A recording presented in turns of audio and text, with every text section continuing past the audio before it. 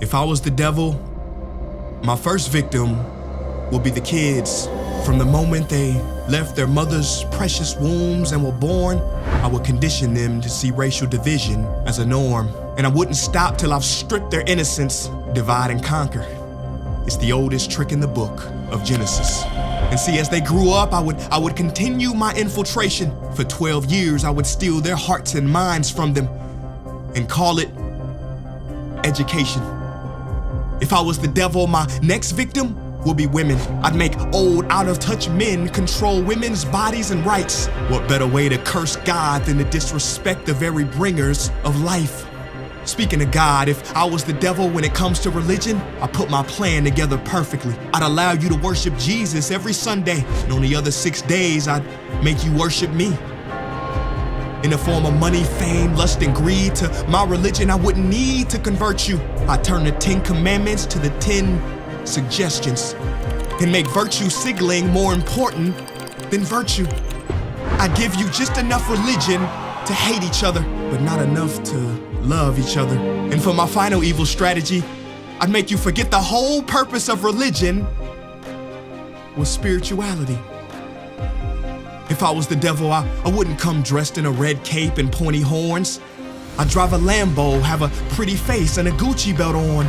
Basically, I'd take the form of everything you ever wished for and watch you create your own hell. I don't need to torch the earth. And as far as politicians go, I'd change nothing. They're already doing my dirty work. If I was the devil low-key, I'd be behind the scenes. You wouldn't have to see me. I would normalize dysfunction and call it reality TV. And in this reality, I would attack your self-worth, making it hard to heal from. I'd show you images of fake bodies and make them more attractive than real ones. If I was the devil, I'd make you pray to technology and idolize those who create it. I'd make clout the #1 drug and steal millions of lost souls as they chased it.